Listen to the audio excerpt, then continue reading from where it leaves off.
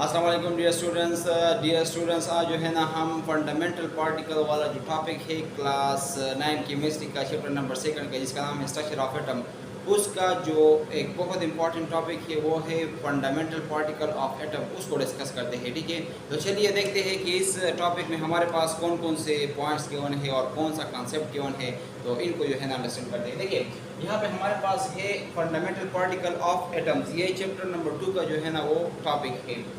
अच्छा, यहाँ पे बोलते हैं कि मॉडर्न रिसर्च हो, जो जदीद रिसर्च हुई है ना, उससे ये अंदाज़ा लगाया गया है, modern research show that atom consist of many सब एटॉमिक पार्टिकल, कि जो मॉडर्न रिसर्च है, जदीद तहकीक जो है, इससे साबित हो चुकी है ये बात कि एटम जो है ना ये मुश्तमिल है बहुत सारे मेनी सब एटॉमिक पार्टिकल, छोटे छोटे टुकड़ों पे। ठीक है, ये वो जो डेमोक्रेटस ने कहा था कि एटम जो है ना मज़ीद तकसीम नहीं हो सकता, तो वो कॉन्सेप्ट जो है ना यहाँ पे फेल हो गई है।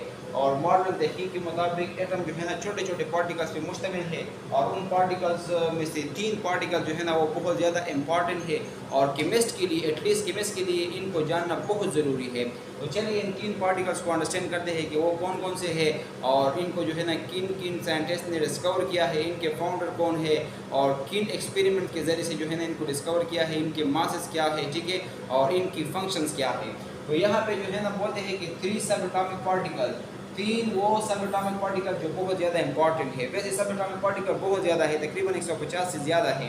तो इसमें जो इम्पॉर्टेंट है वो, इसमें एक हमारे पास है प्रोटॉन, दूसरा हमारे पास है न्यूट्रॉन, और तीसरा हमारे पास जो है वो है इलेक्ट्रॉन। ये हमारे पास 3 इम्पॉर्टेंट सब एटॉमिक पार्टिकल्स है, are very important to chemist. ये केमिस्ट के लिए बहुत ज़्यादा ज़रूरी है, मतलब ये बहुत इंपॉर्टेंट है केमिस्ट के लिए, या केमिस्ट के लिए ज़रूरी है कि इनके बारे में जो है ना जानकारी रख सके, यानी इनके बारे में जो है ना मालूमात इनके पास होनी चाहिए केमिस्ट के पास।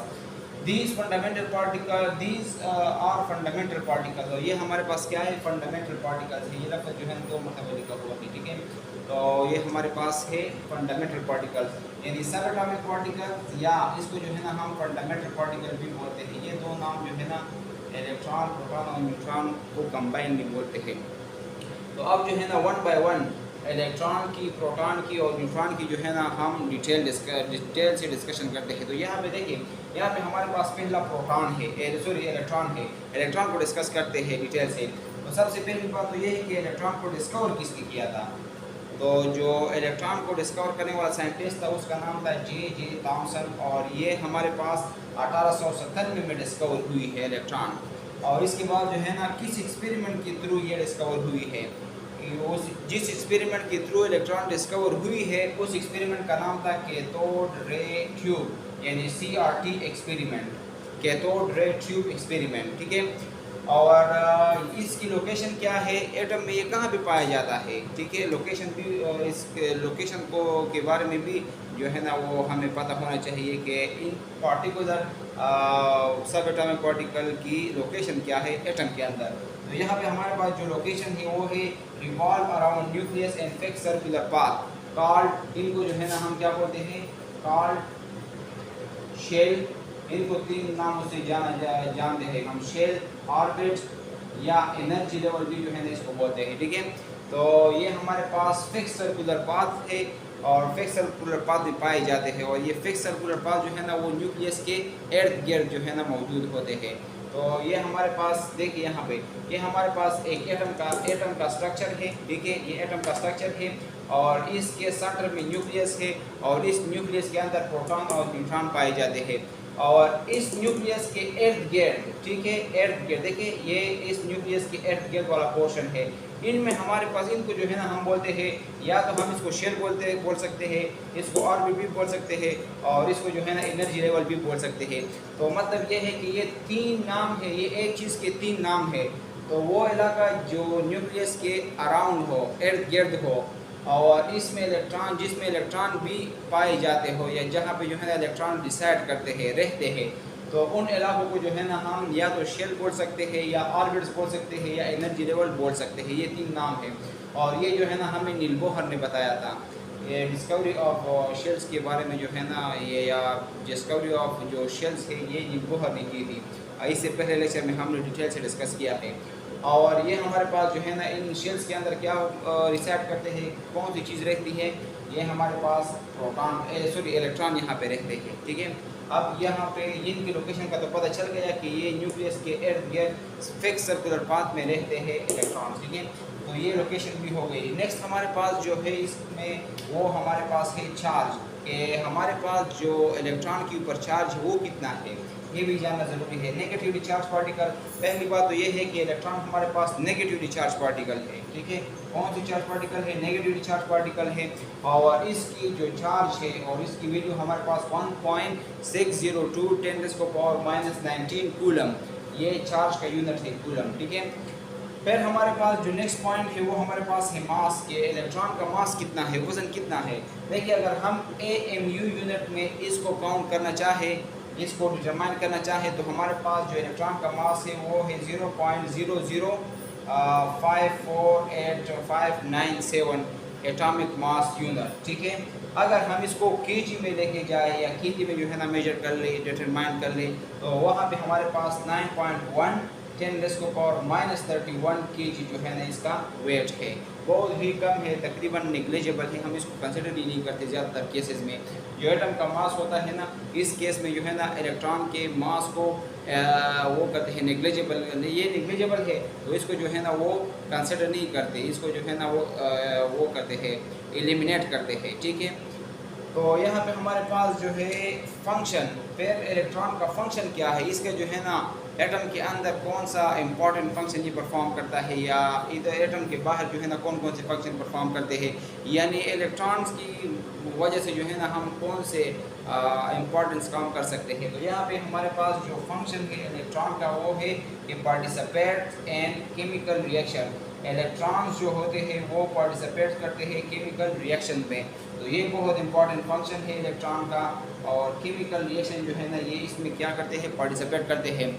ये जो हमारे पास केमिकल रिएक्शन होते हैं ना, ये असल में इलेक्ट्रॉन्स की वजह से होते हैं, और इसमें जो है ना इलेक्ट्रॉन ही पार्टिसिपेट करते हैं इन केमिकल रिएक्शन में।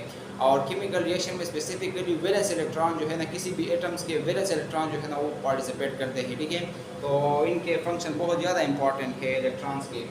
इसके अलावा हमारे पास जो वेट स्टेटस है, यानी इसका जो है ना वज़न कितना है, कैसा है वज़न, कम में है, ज़्यादा है, सबसे कम है, सबसे ज़्यादा है, या दरमियान में है। तो यहाँ पे कहते हैं कि लाइटेस्ट एमंग सब एटॉमिक पार्टिकल, जितने ये 3 सब एटॉमिक पार्टिकल हैं ना, उनमें सब में से सबसे हल्का तरीन, सबसे जो लाइटेस्ट पार्टिकल है, ठीक है, तो वो जिसका वज़न सबसे कम हो वो हमारे पास इलेक्ट्रॉन है।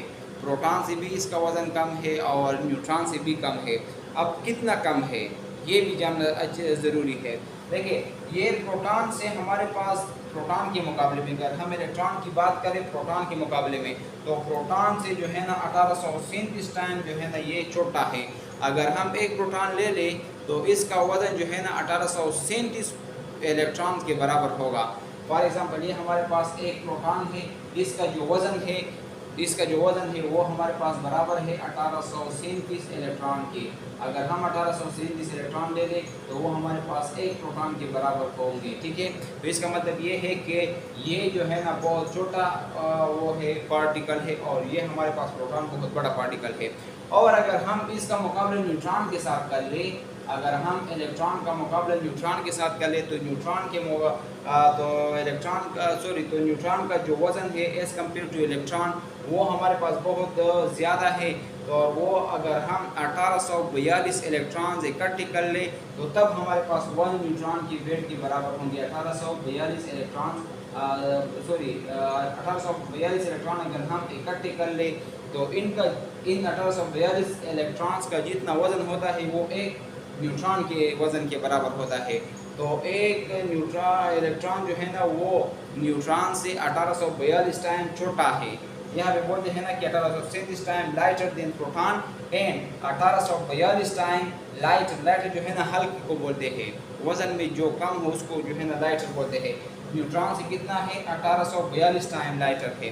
तो उम्मीद है कि इलेक्ट्रॉन की जो हमारे पास बेसिक कॉन्सेप्ट है और बेसिक इन्फॉर्मेशन है वो आप लोगों ने नोट किया है और इनकी अंडरस्टैंडिंग भी आप लोगों को डेवलप हुई है। नेक्स्ट हमारे पास जो है ना वो है प्रोटॉन, तो प्रोटॉन को अंडरस्टैंड करते हैं। ठीक है, आप लोग इसको नोट कर लें। तो डियर स्टूडेंट्स, अब जो है ना बारी है प्रोटॉन की। प्रोटॉन भी हमारे पास दूसरा सब एटॉमिक पार्टिकल है जिसको हम डिस्कस करते हैं, और इनकी जो बेसिक इन्फॉर्मेशन है इनको भी जो है ना अपने साथ नोट करते हैं, और इनके जो कॉन्सेप्ट है इनको भी अंडरस्टैंड करते हैं। तो चलिए प्रोटॉन को अंडरस्टैंड करते हैं। सबसे पहली बात तो ये है कि प्रोटॉन का फाउंडर कौन था, प्रोटॉन को किसने डिस्कवर किया था। प्रोटॉन को डिस्कवर करने वाला था गोल्डस्टीन, और ये 1846 में जो है ना इसने डिस्कवर किया है, ठीक है, प्रोटॉन को। लेकिन प्रोटॉन का जो अपना नाम है ये रदरफोर्ड ने जो है ना 1919 में दिया था, ठीक है। तो 1919 में जो है ना प्रोटॉन का नाम प्रोटॉन जो है ना वो रदरफोर्ड ने रखा था। लेकिन यहाँ पे जो डिस्कवरी है वो जो है ना किसने की थी, गोल्डस्टीन ने की थी। और गोल्डस्टीन ने जो डिस्कवरी की थी प्रोटॉन की, ये एक एक्सपेरिमेंट के दौरान की थी, और उस एक्सपेरिमेंट का नाम था canal ray tube experiment. Electron के लिए जो एक्सपेरिमेंट था वो कैथोड रे एक्सपेरिमेंट था, ट्यूब एक्सपेरिमेंट था। और ये हमारे पास केनाल रे ट्यूब एक्सपेरिमेंट है, ठीक है। तो केनाल और कैथोड का फ़र्क है, ठीक है। एक्सपेरिमेंट्स का नाम जो है ये गोल्डस्टीन ने किया है, और केनाल रे ट्यूब एक्सपेरिमेंट के थ्रू इसने जो है ना ये प्रोटॉन की डिस्कवरी की है। तो ये एक्सपेरिमेंटल पोर्शन भी हो गया। फिर जो है ना लोकेशन, यानी एटम के अंदर प्रोटॉन कहाँ पे पाया जाता है, ये लोकेशन हमारे पास है इसकी प्रेजेंट है न्यूक्लियस। हमारे पास जो प्रोटॉन होते हैं वो न्यूक्लियस के अंदर जो है ना वो पाए जाते हैं। देखिए फॉर एग्जांपल ये हमारे पास एक एटम की न्यूक्लियस है, तो ये जो है ना इससे एक पेयर जो है ना डिफरेंट शेल्स है। तो न्यूक्लियस के अंदर हमारे पास दो चीज़ें होती है, और इनको हम कंबाइंड न्यूक्लियन बोलते हैं।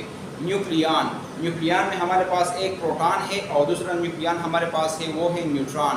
तो प्रोटॉन और न्यूट्रॉन जो है ना वो यहाँ पे न्यूक्लियस में पाए जाते हैं। ये प्रोटॉन है और इनके साथ जो है ना इलेक्ट्रॉन न्यूट्रॉन भी पाए जाते हैं। तो ये हमारे पास एटम की न्यूक्लियस है। तो यहाँ से जो है ना हमने इसको देख लिया कि हमारे पास जो क्या नाम है प्रोटॉन है ये एटम के न्यूक्लियस में पाया जाता है, ठीक है। तो न्यूक्लियस में जो है ना ये पाया जाता है, या जो हमारे पास प्रोटॉन होते हैं ये एटम के न्यूक्लियस में पाए जाते हैं, ठीक है। नेक्स्ट हमारे पास जो पॉइंट है वो है चार्ज, कि न्यूट्रॉन के ऊपर चार्ज कितना है। तो देखिए पॉजिटिवली चार्ज, सबसे पहली बात तो ये है कि ये पॉजिटिवली चार्ज है। प्रोटॉन हमारे पास पॉजिटिवली चार्ज पार्टिकल है, और इसके ऊपर जो चार्ज है वो हमारे पास 1.602×10⁻⁻19 कूलम।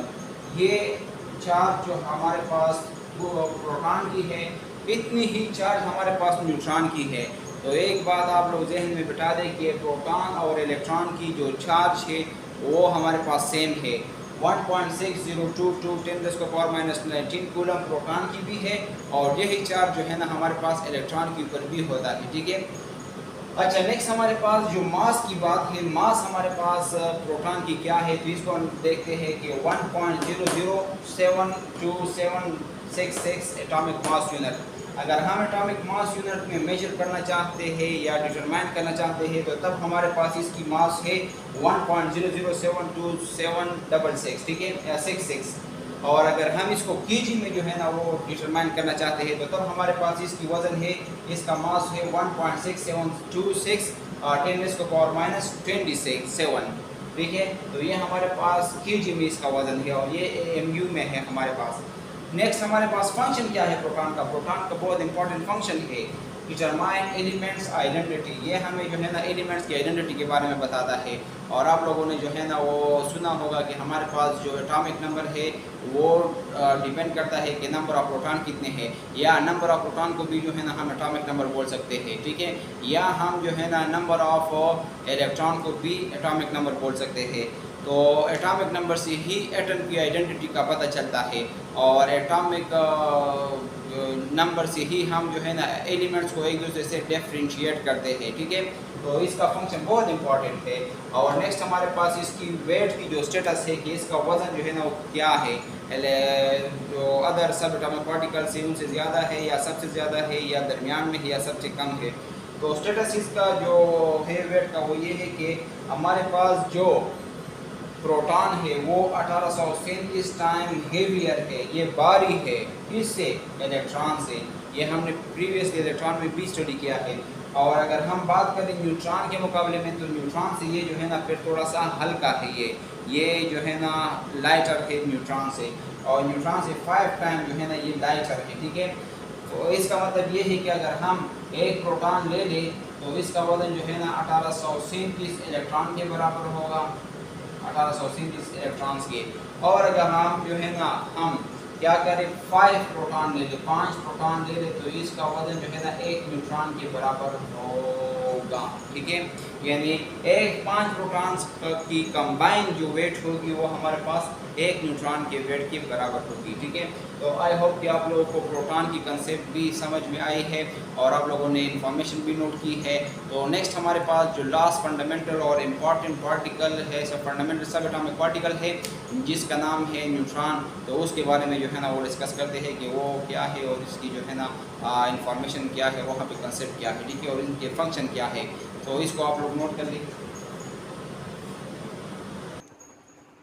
हाँ स्टूडेंट उस वजह कम दे मूंगा द न्यूट्रॉन बारे की डिस्कशन का हो न्यूट्रॉन सब atomic particle the day status से शायद रिश्वा और बदे की कुम इंफॉर्मेशन दियो कुम कांसेप्ट दी बके और स्टूडेंट्स द मूंग सर कम दे करना उस दे द न्यूट्रॉन नंबर रिश्वा तो दे के वजह कम दे करना मूंगा और लिखो न्यूट्रॉन, यानी न्यूट्रॉन द मूंग सर कम दे वो सब एटॉमिक पार्टिकल है और दा कम दे द मूंग सर कुम सब एटॉमिक पार्टिकल दा डिस्कवर कर ठोना पहले पॉइंट है फाउंडर रिसोर्स है that discover कड़े चाओ ना जमू सर जी कम दे करना यो साइंटिस्ट दा वनु जेम चैडविक्स यो साइंटिस्ट दा टिशवा और दा कम दे को 1932 के दा जमू सर डिस्कवर कड़ा हो न्यूट्रॉन बिया जी कम दे दोयम खबर दा ची एक्सपेरिमेंट कुम एक्सपेरिमेंट कुम तजुर्बे मुताबिक जी कम दे डिस्कवर कड़ा हो टिशवा कुम एक्सपेरिमेंट करो दा जी कम दे असल की न्यूक्लियर रिएक्शन कवले न्यूक्लियर रिएक्शन कवरे द न्यूक्लियर रिएक्शन पर दौरान की चिकम दे कना 10 सदा से पार्टिकल वली दल चिकम डिटेक्ट न शो डिटेक्ट कवरे और दे तेजी सर चिकम दे आगा तल द डिटेक्टर ना पास के दल और दा चिकम दे कना दा पार्टिकल द गोर दस चली कड़ो द न्यूक्लियर रिएक्शन कवरे स्मॉल न्यूक्लियाई रागस्तल और दे चिकम दे कना द अल्फा पार्टिकल बतरू बंद बम्बार्ड कवल, यानी अल्फा पार्टिकल द पोलोनियम ने अल्फा पार्टिकल जुकड़ियो और दा अल्फा पार्टिकल भी चिकम दे पदे गबाने और प्रेखोदल का बेरिलियम जैसे स्मॉल एटम जिरागस्ती स्मॉल न्यूक्लियाई एटम पदो वी और प्रेखोदल और दे स्टडी कवल ची पदे की चिकम दे कना द मुसर सका कीगी तो पदे दौरान की दस चलो शो चे रेडिएशन चिकम दे कना डेर पदे जे सरा आगशवल खारिज शवल और दा रेडिएशन जमू सर और डिटेक्टर मालूम हम न करटिशवा देवे सदा से तेजी सर जिकम दे पार्टिकल्स वजी और दा जिकम दे डिटेक्ट नशी अख कवले डिटेक्ट कवले नो जेम चलो से कम दे कना पदे जरिया बांधे ब्या दी पार्टिकल द नंबर को न्यूट्रल पार्टिकल्स और द न्यूट्रल पार्टिकल्स से कम दे ब्या जमू सर शोल न्यूट्रॉन, ठीक है। वो बात की ब्या द लोकेशन चिकम दे द लोकेशन बारे की खबरों को दे लोकेशन चरते इदा को चिकम दे मखकी मोले चे present in the nucleus of an atom और दा चिकम दे एटम पर न्यूक्लियस की मौजूद हुई मतलब पख्तों के लगे मतलब उर्दू के लगे हूँ